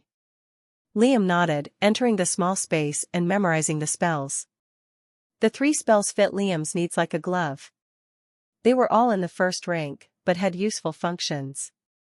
The first was called Thicken, a defensive spell which briefly thickened the mental sphere walls in case of a mental attack. It used a good amount of mental energy, but in his case, it was worth it. If one of those rank 4 beasts roar or screech, with this, it won't shatter my mental sphere, from a distance, at least, Liam thought with satisfaction. He didn't dare underestimate a Zenith's abilities. On the other hand, Lethality Mantle was an enhancing spell that had the ability to coat the user's blade with a membrane of sharpness using mental energy. Its usage of mental energy wasn't that much, but it required a constant amount to work. Without a doubt, it would bolster his battle prowess against beasts of the 3rd rank. Lastly, the bodily spell, Cartilage Brace, used aura and mental energy to briefly thicken his already strengthened bones, granting him a defensive crutch to use in times of danger. Liam's mental sphere was his greatest strength, and even though the spells required high amounts of mental energy if used together, he was able to do so briefly. Furthermore, Liam realized he wasn't of the earth element, since the elemental spell didn't work when he used it. That's fine. I'm happy with any element at this point. Liam's eyes flickered with the stubborn flame of willpower, and the ruthless resolve for survival. I'll live. I'll survive. Chapter 55, Territory. Liam spent a week learning the layout of tunnels that Kirk had made throughout the years, as well as keeping in touch with his training schedule. Resembling an ant's nest, the network of tunnels connected to different parts of the abyss. Those closer towards the center had already collapsed, and only through avoiding magical beast habitats did Kirk successfully tunnel deeper. Kirk had spent nearly 2 years in the abyss, which gave him strange habits, like muttering to himself or chuckling under his breath at random times. Such behavior was understandable, for the normal person. Although 2 years in seclusion was something torturous for the normal person to go through, Liam found peace in solitude, and spent the majority of his first life alone. Nonetheless, Liam didn't pay it much heed and focused on the journey at hand, training his mental sphere and nourishing his body. Furthermore, he was finally able to eat cooked food, since Kirk created a makeshift bonfire using sticks and stones. They couldn't heat it for too long, though, in fear of any of the beasts having some sort of heat-sensing ability. Liam couldn't help but remember his mother's face when he ate. 2 weeks of him being away caused her stress, but it had been more than 2 months that Liam spent underground. She probably thinks I'm dead now. Tremors constantly echoed throughout their dwelling, seemingly growing stronger as time passed. Or closer. Thankfully, it was time to leave the underground once and for all. Liam and Kirk spent roughly 2 weeks sketching out a plan, marking the best routes and least riskiest methods of traversal. From what I've seen, the elephants and crocodiles are much more docile compared to the lizards and panthers. They naturally ooze huge amounts of dark smoke from their giant bodies, but our path should be more or less far away from them, Kirk explained, looking at a detailed map made of beast hide. Granted, peak rank 3 elephants and crocodiles have infested that route. We'll need to act swift and silently. Liam nodded in response. The threat of beasts wasn't actually what worried them, but the possibility of being found out by the zenith-ranked monsters did. A night's rest allowed the pair to bring their bodies to peak condition. Granted, the constant tremors didn't do much for their sleep. The next day, Liam's eyes emitted a focused pressure, devoid of fear or any unnecessary emotion. Kirk was no different. The promise of freedom after such a torturous period made him look much more menacing than the average noble. "You ready?" Kirk asked. Liam heaved a soft sigh and firmly nodded. The two exchanged an understanding look, before they entered a different tunnel, slowly walking towards freedom, or death. Quakes echoed throughout the dark underground passages Kirk and Liam traversed through, causing small amounts of rubble and dust to fall at them from above. The abyss was huge, and after walking an entire day, they had finally reached the end of the narrow tunnel. Kirk exchanged a knowing look with Liam. A moment later, Kirk made a series of gestures, an exit slowly starting to form. The dark stone was slowly being peeled layer by layer, until finally, they were able to leave through it and assess their surroundings. Ethereal dark vapor naturally floated around them like rivers, intersecting with each other to create a network of streams, and towards their right, monstrous-sized elephants rested not too far away. Their giant bodies were cloaked in shadow, while black smoke bellowed from their trunks, enveloping their habitats. They resembled small hills amongst the vastness of the abyss floor. Liam and Kirk's path had been closest to a corner of the underground, which was also why the lower-ranked beasts lived there. They were merely their underlings. Dozens of the same species of elephant blocked their path up ahead. Their bodies were twice the size of a normal elephant, but their aura wasn't nearly as powerful as a rank 4 beast. Kirk and Liam carefully avoided the corrosive black gas, but an encounter with the beasts was inevitable. Thankfully, they came prepared. An unfortunate elephant that blocked their path suddenly felt its feet absorbed into the ground, rendering it unable to move. Its trunk curled up as it attempted to shout and alert its pack leaders, yet a shadow blurred towards it, severing its organ. Not a moment later, a sharp pain pierced its brain, killing it instantly. Liam was satisfied, but his stern face didn't express it. He had used lethality mantle to coat his blades with sharpness, which allowed for his blade to easily run through even a peak rank 3 beast. He didn't even have to use his blade's special ability. Kirk's earth aptitude proved to be extremely useful for the two, since he could manipulate the terrain and create a slow but steady advance. Like so, the process repeated itself, with no major threat appearing to either of them. Strangely, the two worked well together, with Kirk focusing on subduing the beasts, and Liam finishing them off. Another week passed, with the pair growing exhausted and requiring rest. Kirk spent a good part of the day slowly but silently creating a cavity underground, which they were to spend the night in. With the aura mine growing closer, the density of aura around them grew by at least 10-fold. "We should be close to leaving their territory now. We just have to get through the crocodile region and then make our way into the pit," Kirk said, chewing a roasted piece of meat. Liam nodded, forcefully gulping down a mouthful of food. A moment later, the pair went to sleep. Chapter 56, Nightmare. Resting wasn't peaceful. Violent tremors, which grew in strength and duration as they made their way to the center, jolted Liam awake. Kirk miraculously still slept. Too lax. Right as he thought that, Liam suddenly felt what seemed like mental energy on his figure, brushing over his body like a firm but gentle touch, giving him the feeling of being watched. For a moment, he thought it was Kirk, dreaming and subconsciously using his mental waves, but the man looked like he was going through a nightmare. Liam frowned. The mental energy disappeared just as fast as it had appeared. What was that? Paranoia and doubt started to creep into Liam's mind. Could there be someone else with us? Or am I imagining things? Needless to say, Liam didn't sleep the rest of the night, on edge and tense. After feeling nourished enough, though lacking a good night's rest, they started their journey once more. Kirk noticed a change of expression on Liam's face, but that could have meant anything. After a few more days of killing elephants and resting in short intervals, they had finally entered the crocodile's territory. The terrain had visibly changed. Black lakes made from a murky liquid appeared all around them. Ripples would form under their surface now and again, and giant-scaled crocodiles would slowly edge across the surface. Their black reptilian irises wouldn't move, yet Liam and Kirk both felt like they were being watched by them.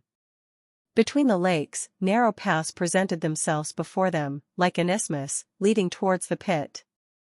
My abilities are useless in this region, Kirk grimaced and whispered. We'll have to make a run for it and hope for the best. Liam frowned, but there weren't any suggestions from his side. The Black Lakes were another form of the darkness element, and his senses warned him of that danger, especially from the crocodile's side. Luckily, there were no beasts blocking that area, and the only threat was the rank 4 beasts under the lake. Fine, Liam agreed, we'll start slow, though. If the crocodiles are alerted, just use the spell I gave you and we'll bolt from there. Kirk nodded in agreement, and the two heaved a synchronized sigh. A moment later, they began to slowly tread through a narrow path, holding their breath despite the tense danger they felt. Kirk uttered to himself in a whispering tone, "You'll live through this. You'll live through this. You'll live through this." The rough-skinned man felt much more scared compared to Liam, despite being around rank 4 beasts for much longer. After all, Liam had already died once, and it wasn't death that scared him, just the inability to accomplish his dreams. They slowly walked along the land with seemingly no threat. The lakes were still, unmoving, and the atmosphere tense. Only slight ripples could be heard. SPLSHH.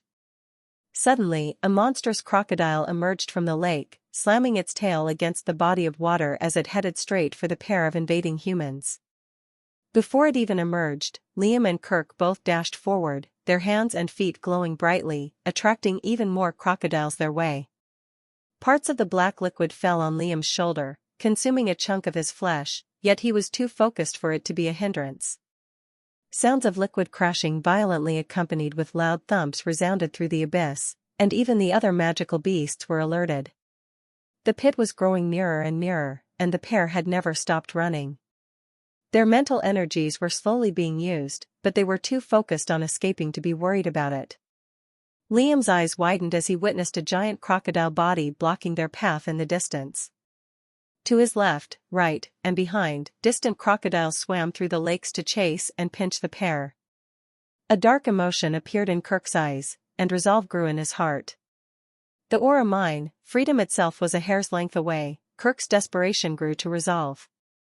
2 sickles appeared in his hands, and he shifted his head towards the young man, intent on sacrifice. "I'm sore dash." Yet before he could attack, a wakizashi swiped his eyes, blinding him. A moment later, any feeling in his hand disappeared, replaced with excruciating anguish. It had been severed. Before he could scream, another wound formed on his chest, his heart had been pierced. Kirk rolled to the ground, no longer able to run. The crocodiles from behind had caught up with him in an instant, devouring his entire body in one bite. A second later, he felt his consciousness fading, dragged into an abyss separate to the one he was in.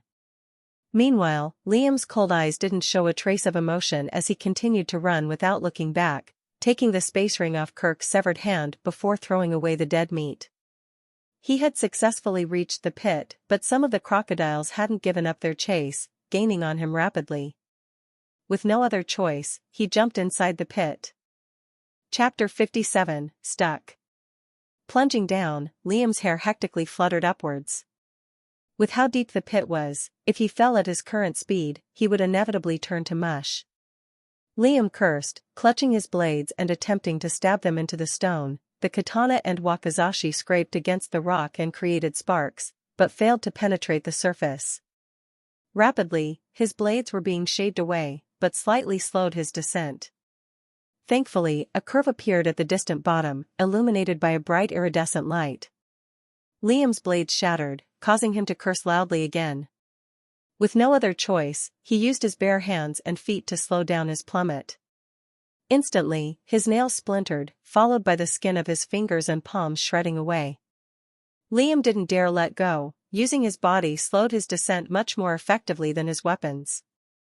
Right when the bones underneath his flesh grew visible, Liam reached the gentle curve, rolling diagonally instead of plunging vertically. Panting heavily, Liam felt like his hands and feet were burning. Thankfully, the regeneration that came with his rank 3 body slowly started to reform his flesh. Iridescent light shone on his pale face, the first brightness he had seen in months. Liam shifted his tired gaze towards the entrance, and his chest sank. Compared to the vastness of the ore mine, he was basically a speck of dust. The walls of the mine were studded with glittering ore stones, shimmering like precious gems and amethysts. Drops of pure, concentrated ore seeped from the gemstones, resembling sweat in the bright light. The entire area was overflowing with such gems, creating a breathtaking display of natural beauty and wealth. However, the ceiling of the ore mine was marred with claw marks. They were deep, but it looked like the same spot was attacked repeatedly. Despite that, Liam didn't even glance at them. Instead, his attention was on something in the middle. It was hard to miss, really. It was a magnificent fox, with white fur that shimmered as if made of pure light. Its relaxed posture, with its muzzle resting on its crossed paws, only added to its serene appearance. With each gentle breath it took, the nearby ore stones lost their luminance and were absorbed into the fox's being. This peaceful picture was only made more surreal by its 7 magnificent tails, each gracefully undulating in the air, as if defying the laws of gravity even in its slumber. Calling it a mere fox would be disrespectful. It resembled a mighty kitsune. Strangely, it wasn't large, even smaller by rank 4 beast standards. It looked slightly frail, but the aura it emitted was much more dangerous than any of the darkness beasts Liam had seen. Even at that distance, Liam felt his mental sphere being pressured. He felt watched. Taking in a shaky, cold breath, Liam sat with his back against the cave wall, his eyes unwavering from the kitsune. If it woke up, Liam's fate was sealed. He couldn't climb up the giant pit, and he didn't even have any weapons to defend himself. Think, his mind raced for anything. Quite frankly, there were no options present for him to choose from. His gaze shifted towards the claw marks. Upon closer inspection, the claw marks had pierced through the ore mine ceiling. There were even holes that he observed, which he could easily fit through. If the kitsune made those claw marks, it couldn't escape from here. It stuck. If I can somehow get there without waking it up, I can escape. All he could do was pray in his heart that the beast didn't wake up due to his presence as he did so. Heaving a long breath to calm his nerves, Liam. Was the kitsune smiling at him? Oh God, it was. Its eyes looked like bright golden suns that were glued to his figure. You are cunning, human. A deep feminine voice with a slight tinge of playfulness rang out from where the kitsune was, and Liam's chest sank even more. It's talking? Its grin grew disturbingly wider. It rose up, sitting on its frail front legs. The frightening grin didn't leave its face, showcasing its sharp, canine teeth. Liam felt his blood turn cold. Could it read? Your thoughts? The kitsune said, enjoying the crestfallen look on Liam's face. Climbing up the pit sounded a lot more plausible now, but he couldn't move a single muscle. A firm pressure held his body still. I must say, I never expected you to be the first to betray your fellow human. Watching you two make your way to certain death has been entertaining. A look of realization fell on Liam's face. He ground his teeth and grimaced. He didn't fail to notice the fox's choice of words. The mental waves, they were yours. How? The kitsune scoffed. With how anxious you looked, I thought you might turn back and cower like humans usually do. This time, Liam scoffed. He didn't know why, but when nearing death, his confidence soared. Isn't that what you're doing now? Head-splitting pressure assaulted Liam's mental sphere, forcing him on his knees. Had he not used thicken just in time, it would have gotten riddled with cracks. I must have been too lax with how I treated you, human. I'll make sure to savor your flesh. The pressure slowly mounted, enveloping his brain from all sides. Liam's mental sphere buckled and strained, preparing to shatter at any second. He squirmed on the ground, clutching his head. Veins popped on his neck, his tone strained as he managed to squeeze out a few words. I can bring you out of here. The pressure lessened considerably, enough for Liam to catch his weak breath. Chapter 58, Absurd. The words seemed to have an effect on the kitsune, it even gave Liam a respite to catch himself. Speak. Heaving multiple breaths, Liam rose from the ground and fixed his gaze to the fox. You're stuck here. I don't know how long, but you're at a dead end unless something comes along and changes your circumstances. Well, I'm that something. Liam had to steel his gaze when looking at the kitsune, who scoffed coldly in response. Big words for such a weak little being like yourself. I can kill you with a single thought. What gives you such power? Liam creased his brows. He had to make his case, and he couldn't do it by looking weak despite the pressure. He took out a scroll from his ring. It was the primordial forging method. Do you know what this is? The kitsune remained silent, awaiting an explanation. My forging method allows me to refine a magical beast's will and imbue it into a weapon or item. I'm sure you know where I'm going with this. Again, the kitsune didn't say anything. If you give me enough time, I'm sure I can resuscitate you. Liam was careful with how he phrased his words, using all his willpower to still his mind. Basically, he was asking the fox to kill itself, giving him a piece of its core or mental energy, which he didn't even know could work, then somehow giving the kitsune into a new form. Liam didn't know what to think of the kitsune's silence. He decided to further make his point. You've been here for how long? You don't plan on attacking the ceiling over and over, do you? You don't look like your greatest aspect is strength, after all. All the while, those beasts above are getting stronger and stronger. Some have already made their way to the middle stage of the 4th rank, it seems. The kitsune was uncomfortably silent, staring at him with those bright suns for eyes. I'm not promising instant results. I'll need time. Lots of time. If you entrust me with a piece of your core and mental energy, I can do it. The fox sensed truth and conviction in Liam's mind. After all, it could read his thoughts. The boy really thought he could accomplish that feat, resuscitating a magical beast in a new form. Suddenly, the air around the kitsune changed, like an iridescent mist had dispersed around it. Liam's eyes widened. What he'd been seeing was actually an illusion that the kitsune was hidden behind. In reality, the frail fox looked much worse, marred with countless bite marks and bruises, 4 of its tails missing, and 1 of its eyes blinded, the previous shimmer of its fur gone. It even breathed with difficulty, and it didn't look like those wounds were healable. Cursed opposition. As soon as I awakened a mind, my body turned weak. After a long pause, the kitsune spoke with a much raspier voice. Give me your eyes. Liam blinked, his skin somehow turning paler. What? The kitsune shot him a hard glare. You've yet to convince me. I want to know how far you're willing to go for it, for survival. As of now, you're far too weak to make grand promises, and I can't entrust my life to someone weak-willed. Come closer and give me your eyes. Liam gulped, letting out a soft breath, making his way towards the fox. The kitsune was kind enough to remove any pressure it put on him. Liam took a good look around, the last he would take.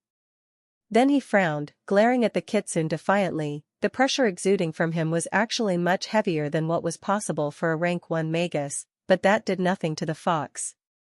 Tensing his hand and body, Liam shot his fingers into his right eye socket, wriggling his fingertips to wrap around his eyeball. Pangs of unadulterated pain assaulted his senses, but he didn't stop, curling his fingers around his eyeball and clenching it. With one swift motion, he yanked. Irk! The optic nerves holding his eye in place pulled and snapped, making Liam almost lose his consciousness due to how agonizing it was. Thick blood started to flow from the now empty hole.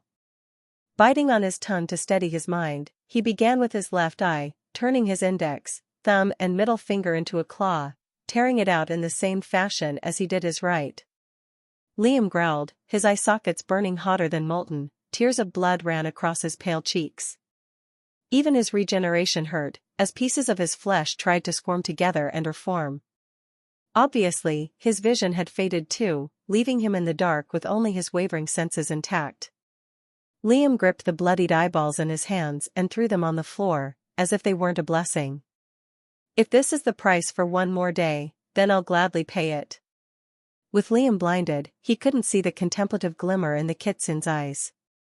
That forging method certainly had the potential to do wonders, but it had to have a capable forge master behind it. The fox had been stuck underground for decades, with the darkness beasts above constantly invading its space. It had run out of cards long ago, and by chance, one had come its way. Though, the idea of a rank 4 zenith trusting a rank 1 mortal was absolutely unheard of, even myths and legends don't speak of a tale so absurd. Very well.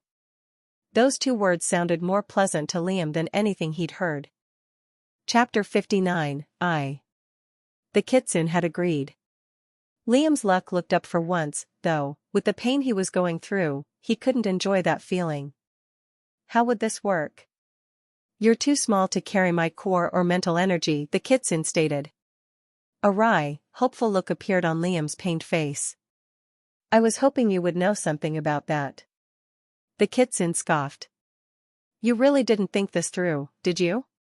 Liam didn't respond, grounding his teeth in response to the pain. The kitsune let out a raspy breath, but its eye started to glow brightly a second later. If I was just a realm stronger, this wouldn't have happened. Clouds of aura from the surrounding gems suddenly gathered into one spot, condensing and glowing fervently like an iridescent sun. As it condensed, serene ripples formed all throughout the giant aura mine, chipping away at its value as it sucked the dense world essence. Slowly, the kitsune's giant, sun-like eye left its skull, shooting into the condensed world essence, basking in it and absorbing the aura. Simultaneously, the fox's thick mental waves were added to the mix too, imbued with profound meanings. Meanwhile, Liam could only hear thunderous noises that shook his body to the core. Whatever it was, he was patient to find out, the pain in his eyes reduced to an agonizing, but tolerable amount. The strange process continued for a few minutes, and a moment later, the kitsune's eye had absorbed all the aura, becoming hotter than magma, while glowing brighter than the sun. It floated mid-air, casting rays of light in all directions. At the same time, it was small. The size of a human's eye. The kitsune's aura was no longer menacing and powerful, looking like a husk of itself, but the eye it produced looked like a royal treasure. Grit your teeth, it breathed. Using its mental energy, the fox shot the eye towards Liam's right eye socket, smashing into his face and causing him to fall backwards a considerable distance. Arg! Liam grunted, but those grunts turned to a yell, which turned into shouts of sheer pain a second later, coursing his throat. Veins bulged on his neck, pulsing with his faint heartbeat. Death felt like a sweet release, the eye felt like molten in his skull, but the pain wasn't due to that. His mental sphere felt like it was boiling. Well, it was. The eye forcefully connected itself to it, assimilating to it like a cancer. Torn optic nerves were formed and instantly connected to the new organ. Safe to say, it was the worst feeling he had ever experienced in his lifetimes, spiraling his mind into chaos. The kitsune didn't pay any heed to those screams, and its body started to glow radiantly. With a sterner, raspier tone of voice, it spoke as Liam continued to writhe in pain. Consider my eye as alone. You wouldn't be able to handle it with how it is, so I made it so it'll grow stronger with your mind. I will imbue you with my mental energy and aura. Whenever you deem it fit to resuscitate me, simply pour aura into it. Do not fail me, Liam Royce. On those words, the kitsune's body grew drier and curled into a frail husk, devoid of any life.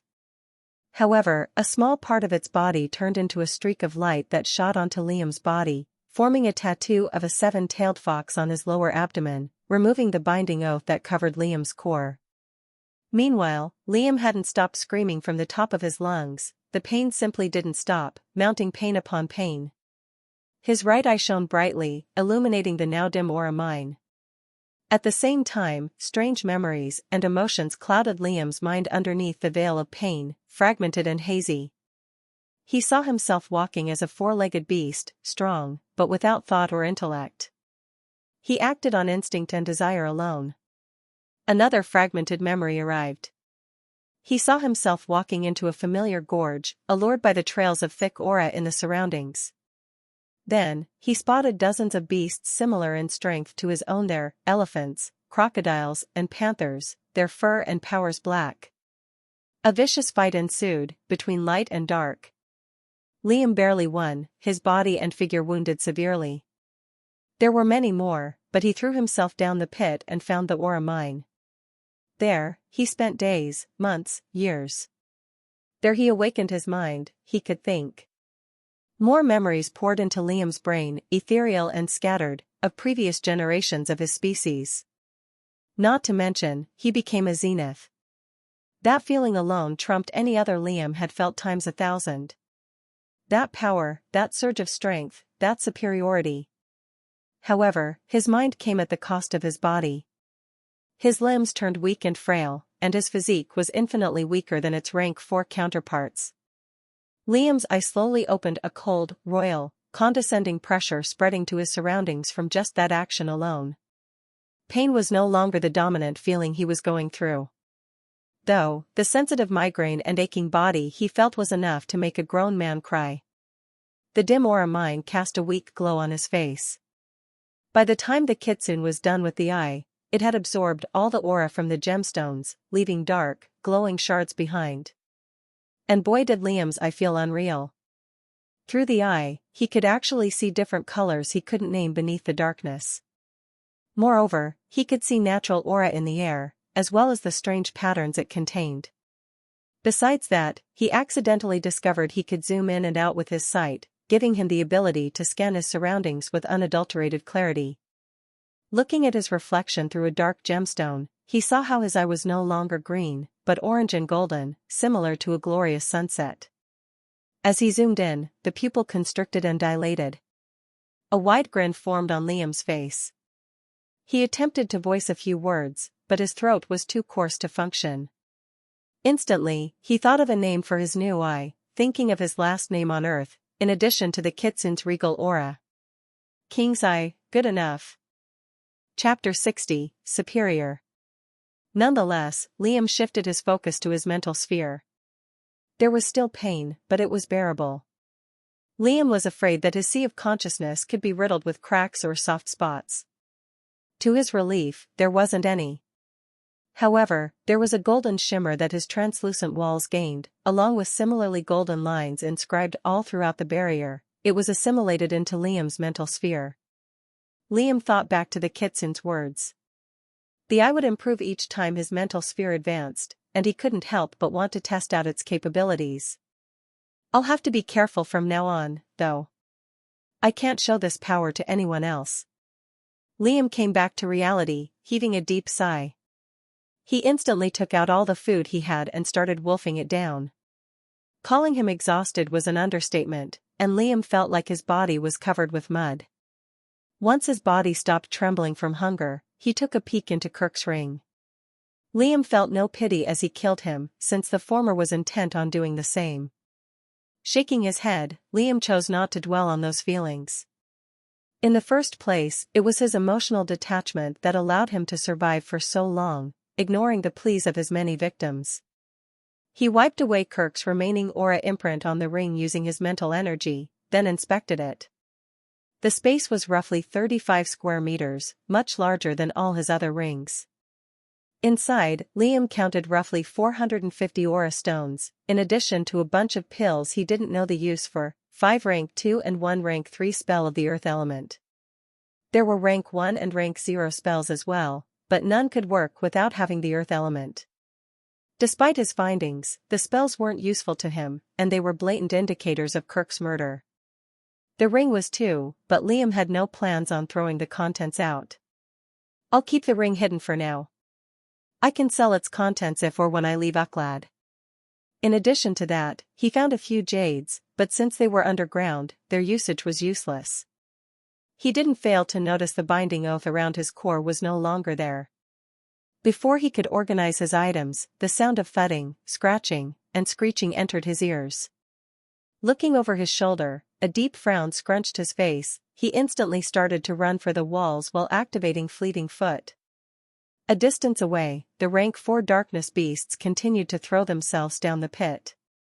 Crocodiles, panthers, and elephants dragged themselves on the walls with no regard to their bodies, their attention stuck to a small figure a distance away.